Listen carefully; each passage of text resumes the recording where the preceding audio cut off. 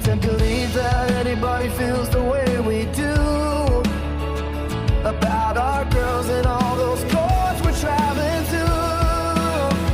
And all the roads we drive, all the states we see, we've been volleyball'd all so desperately. I said maybe we're gonna be the ones to cheer them on. We're lost in this volleyball. Well, we're in it now. We're into the heart of qualifying season. This is Chapter 18 of Volleyball'd. That's Allison. And that's Carlos. And we're the Medinas, and we are trying to survive a very crazy travel schedule. Now, since our last episode, we talked about our older daughter being in New Orleans and getting a chance to go do Music City Qualifier. Since that point, we had a trip to Sunshine, which actually, it was great. The girls finished second overall, which at the 11-year-old division, that doesn't mean a bid, which, let's face it, that's disappointing, but it was fun. But we did it again. How did we do it again? Once again, in the state of Florida, at a major championship, we got the cops called to our court again. Yeah, that did happen. With 11-year-olds. We did have a minor incident where the police officers were called over to the court, and this wasn't our fault. No, it was not our fault. And yet again, it was the opposing team, actually not even our opposing team, the parents went a little haywire, and we got involved, and next thing you know, cops on court. And the police showed up. So the only problem is this only happened 2 times that we've been involved in volleyball, and both times it's happened with us there. So I thought we were acting correctly, but things got a little bit crazy. What happened, just for the audience to know, there was a opposing team that was over from, I'm just going to point you out, Miami. What happened was after our 11-year-old match was over and the finals, congratulations to Top Select. Y'all were good. Y'all were a really good team. And we ended up playing them in the finals. And because for some reason we had to stay in ref, an older match. And the team that had that sideline, which was a Miami team, I'm not going to get into who it was, but you can figure it out. They decided that they were going to harass one of our players on the sidelines. And by the time that our coach complained and the parents complained, the police showed up. It was our poor little line judge, and they just ripped her a new one, and she walked off the court sobbing, and her mom made an official complaint, and then USAV officials were there, and then police officers were there, and it was actually out of control. The whole second set, we had our parents standing with their arms crossed behind their parents, babysitting them, alongside 4 or 5 other USAV officials to make sure they behaved themselves for the rest of the match. And guess what? They won. In 3. So we were there a whole nother hour dealing with that crap. So welcome to qualifier season. Yeah. Weird stuff happens. So what we have on the agenda as we get into Chapter 18, our older daughter is heading over to St. Louis, and she's going to take part in that qualifier. Our younger daughter is making her way to Minneapolis. We're going to play both ends of this. So what's going to happen is Allison is going to fly from her trip to San Diego for business. At 5 a.m. tomorrow. And then make her way over to Minneapolis. Our father-in-law is going to help out. We'll play that tournament. We'll see if maybe that's the bid tournament for us.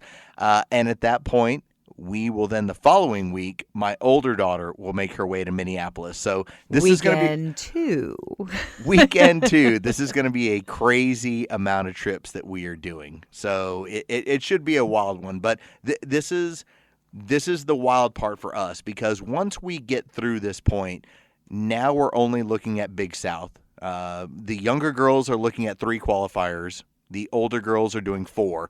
So at this point, we will then get to the point where we will be in a better place to kind of navigate the rest of the season. So we'll make it work from there, and then we'll just kind of plan out accordingly. All right, what we wanted to cover in this episode of Volleyball'd, I saw this post, and it was from Volleyball Junkies. And this has been different for us because And you've bared the brunt of this, Allison. You have had a lot of middle school parents who have asked about how much stuff they should put on social media because they're interested in recruiting. And our girls are 11 years old. Some of them are 10 years old. As we get moving forward from here, we have talked to different guests who have talked about how, listen, it's great to have that stuff out there just because coaches in the future get to see how you're progressing. But it's not a matter of this is essential for your kid to live their volleyball dreams when they're that age. It definitely does change when they get older. Yeah, I mean, come on. Nobody's recruiting a 10-year-old. Unless you're a freak. No. At 10 years old, nobody's being recruited. Like, you're not on a list. Maybe they follow you on Instagram, but probably not. It's for your friends and family and teammates, and that's fine. That's perfect. We're actually looking at doing it for our younger child now. But I'm not going to do it. That's not something I'm going to spend my time doing. If she wants to have exposure and she wants to be part of that volleyball community, then we will do it. But it is not our job as parents to monitor and post and like for our children on Instagram. That's why we haven't done it yet for her, because that's not my role as a parent to create a brand for her. She can create her own brand, and that's why we've waited to this point. Our older daughter was kind of an expert at this. She's just good at it. And it's been fruitful for her. So we'll take lessons from that and moving into the future. But yeah, there's no one coming to watch your kid play when you're 10 or 11 years old. So posting your court schedule, unless you're doing it for mama and papa, like really not so necessary. So let's talk about the difference though, because we've now seen this with our older daughter who's 15, and this was strategic on our standpoint. We decided to play her up with 16-year-olds, and it's a split. It's half and half. And so many of the players on the team, about half of them are 16. They are eligible to be talked to on June 15th when we get to that point.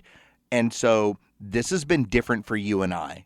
We saw this in Music City with the amount of schools. And I think at that point, because we were using University Athlete, and we'll touch on that a little bit later, there was about 50 schools from the Division III level to the Division I level that were all there. And they were buzzing around our court. Now, we were playing well. I get it. Now, did we have Nebraska? Well, first off, they weren't there. But still, did we have those schools? Well, no.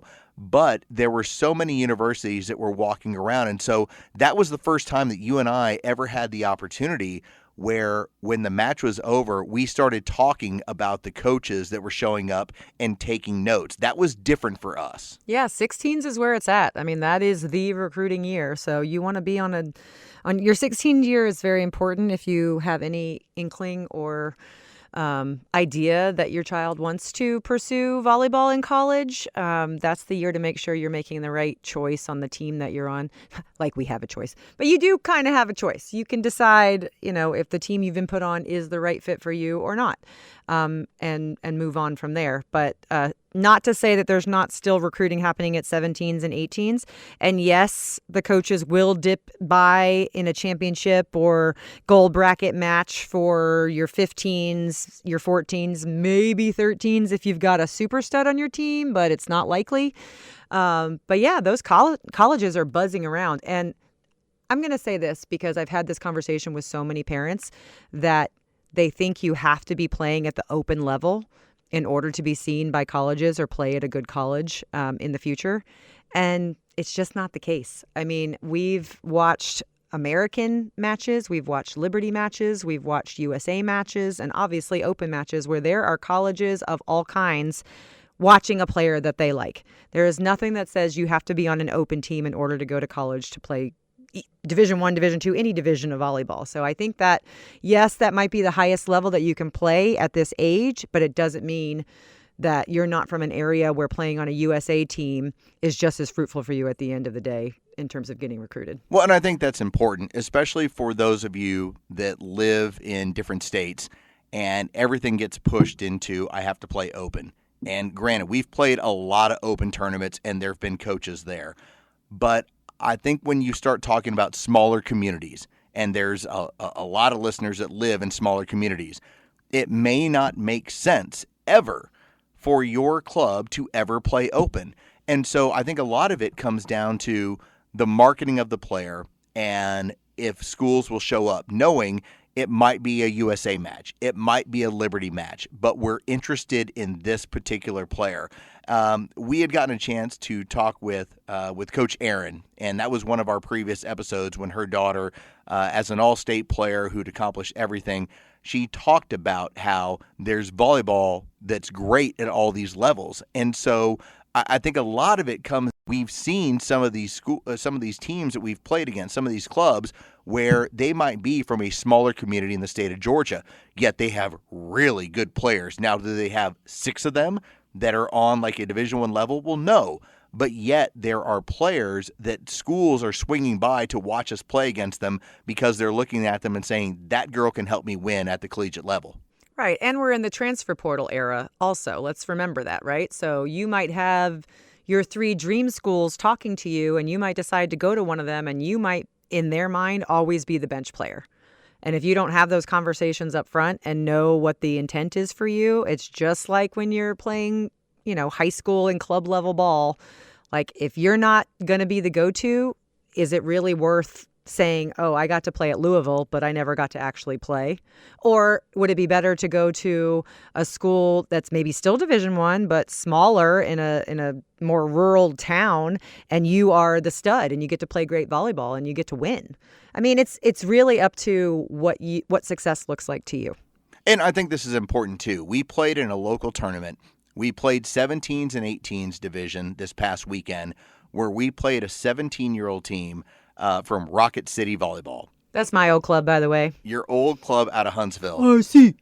DC. And they had girls that could play. Yeah, they were I good. mean, our 16-year-olds, we went to 3 sets. I think we won it, but we had some weird calls.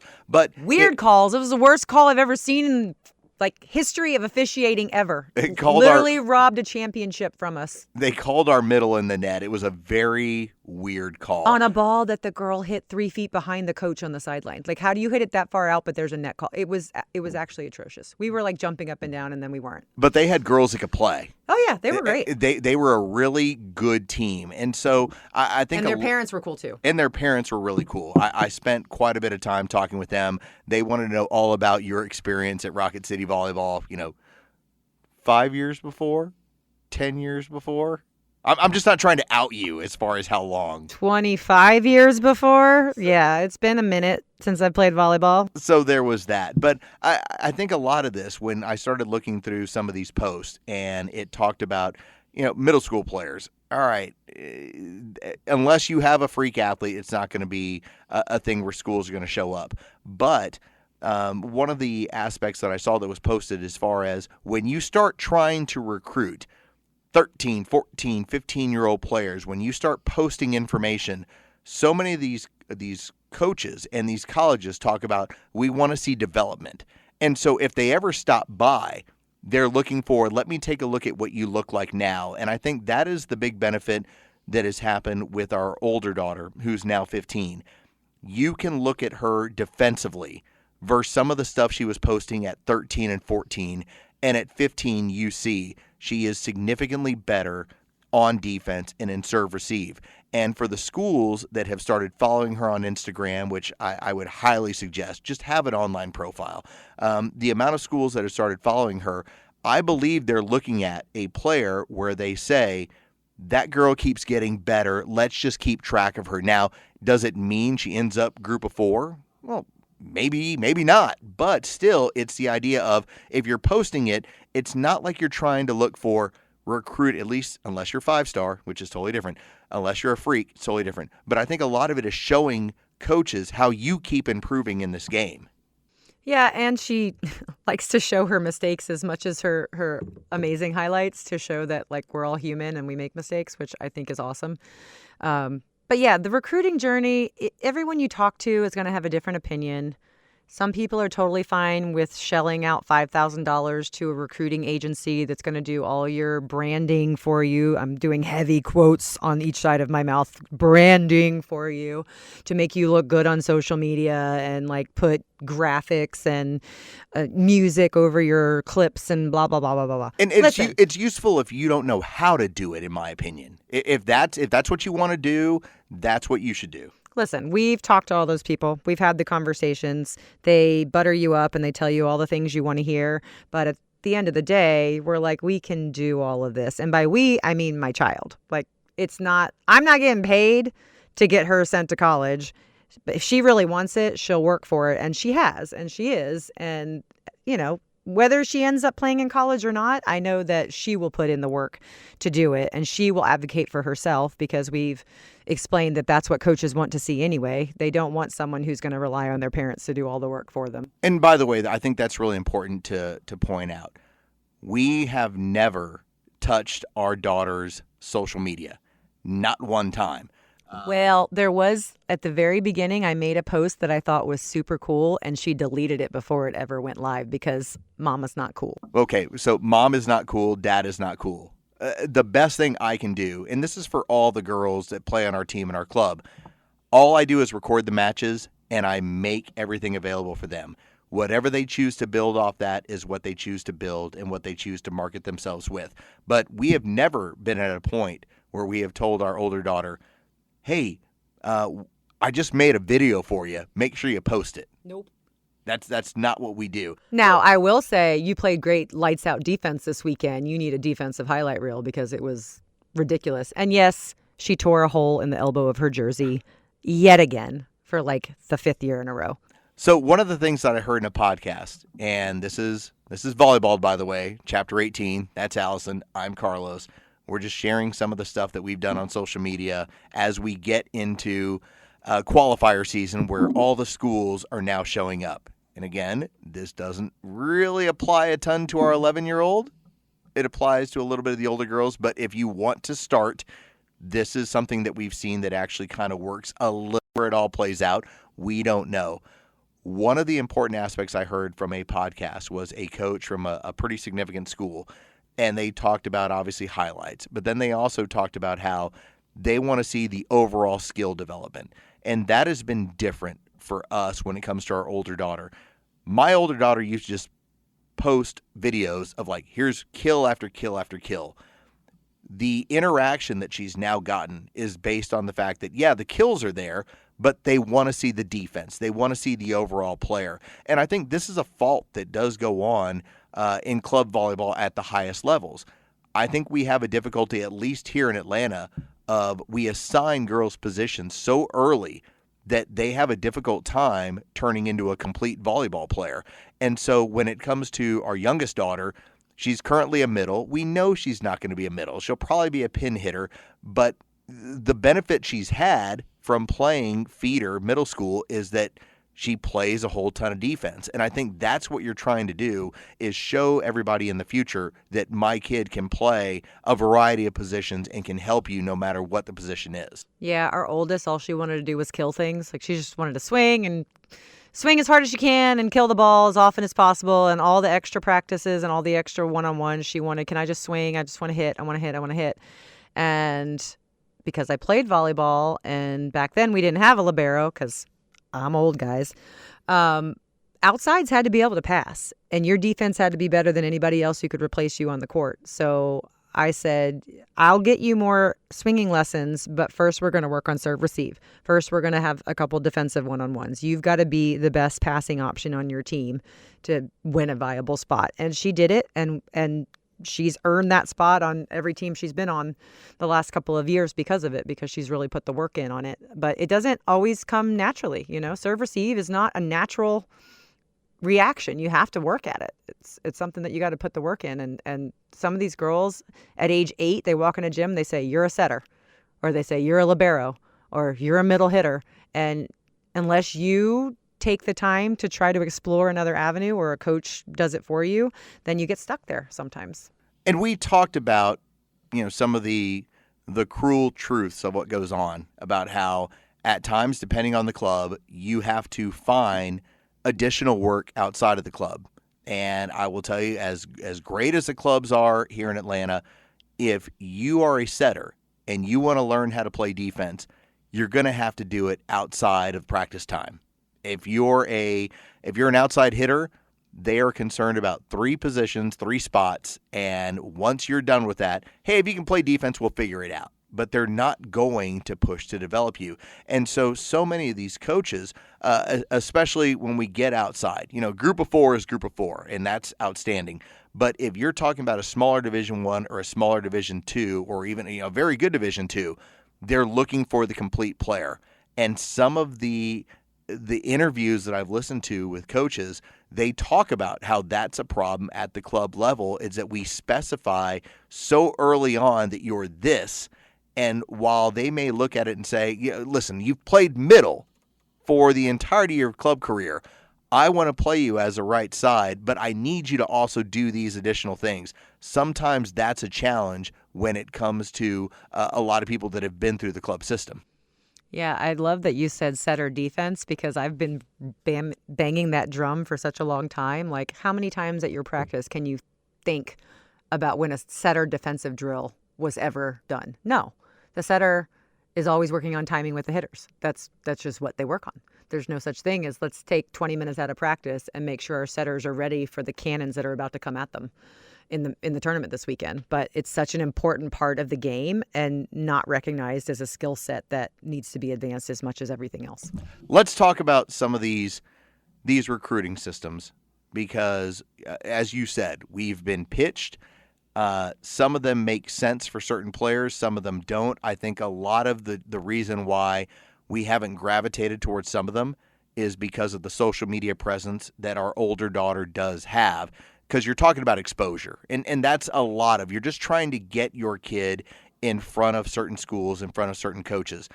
I think the reason why when it comes to a system that we've used recently, like you, it's just because we want to make sure that when my daughter takes an interest in a program, and specifically when they start following her or liking stuff on Instagram, we want to send, because we don't send this through Instagram, we send it through University Athlete.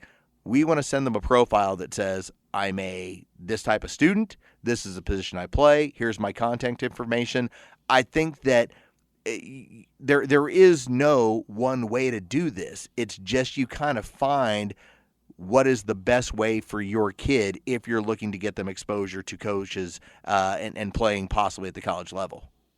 Yeah, I mean, I had no idea what University Athlete was. We had to ask around, like, is this another one of these scammy things? Like, do we need to pay attention to this? But from everyone on the street, everyone you talk to, University Athlete is actually the platform that most university coaches use in order to track their notes, their presence, and their commentary on players. So you can see, that a coach from XYZ division in the state of Michigan took notes or evaluated your daughter, and then you can kind of do the math and figure out which schools we're looking at, or either way.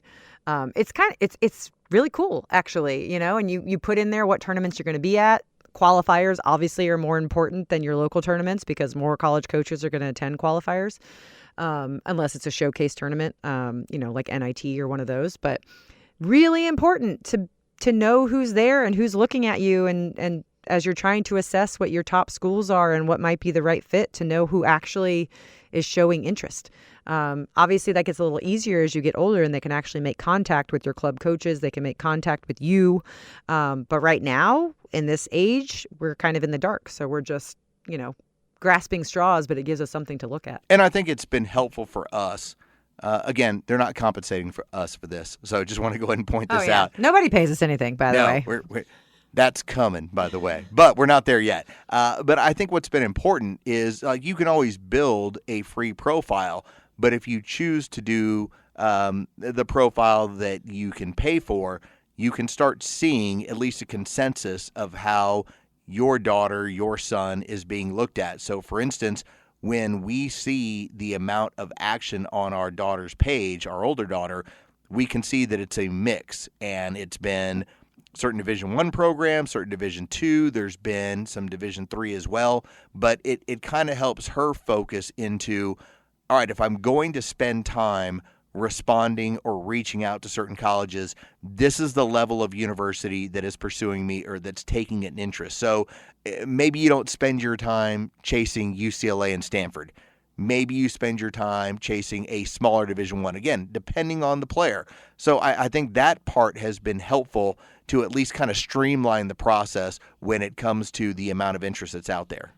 Yeah, you got to do the work on your own to figure out, just like, all right, take volleyball completely out of it.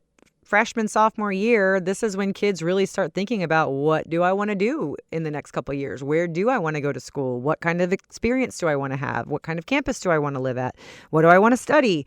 You know, how far away from home do I want to be? Those are questions that need to be asked regardless. How much? Well, yeah, that's a big one. But now we're just layering volleyball on top of that. You know, we have had conversations with our daughter that, you know, if you don't want to play in college, we're not going to force it. It's a commitment to play a sport in college. You have to give up a lot of things that a lot of other people are doing. But if you do choose to do that, it opens a whole lot more doors in terms of the types of colleges we can afford to send you to. You know, I mean, we can't just go sending you across the country and pay full tuition, full housing, room and board, you know, and food and everything. Like we have to think about those things if there's not volleyball involved. But if volleyball is involved and they want to cover most of, if not all of that, then yeah, sure, I'll get on a flight. All right, so that's Allison. I'm Carlos. She's heading over to Minneapolis via San Diego. I'll be in St. Louis for this upcoming weekend, and then Minneapolis the following weekend. So if you happen to see us around, and thank you to some of y'all who have actually kind of given us a wave of, hey, kind of checked out the podcast, really enjoying it.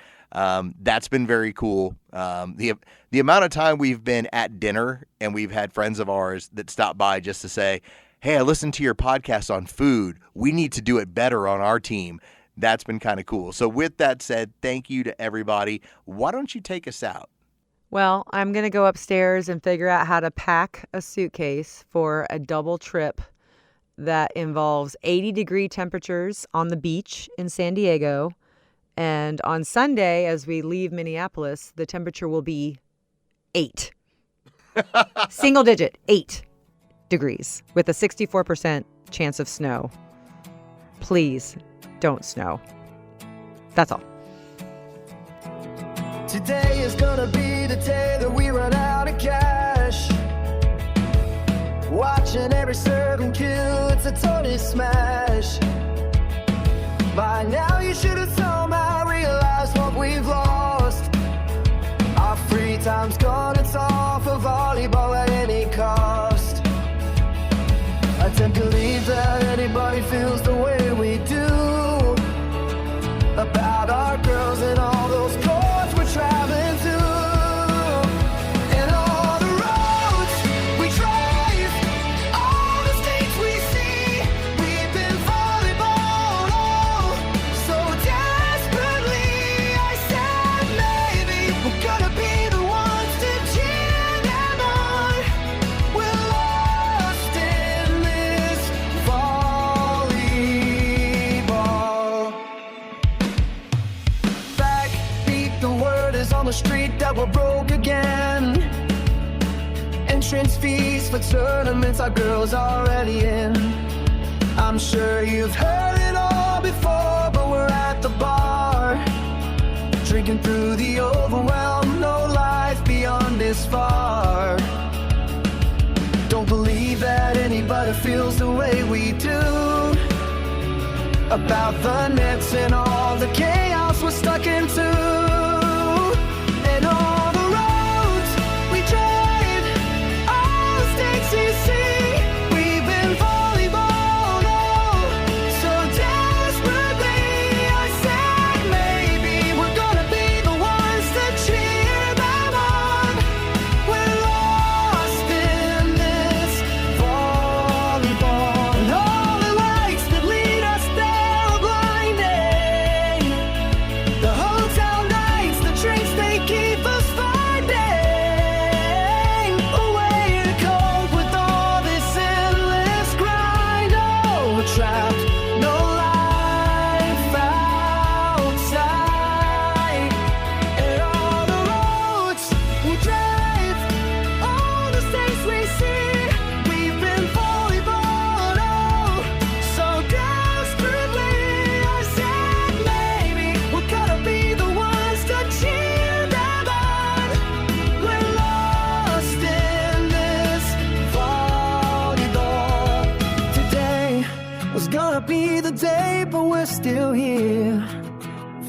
volleyball, oh volleyball.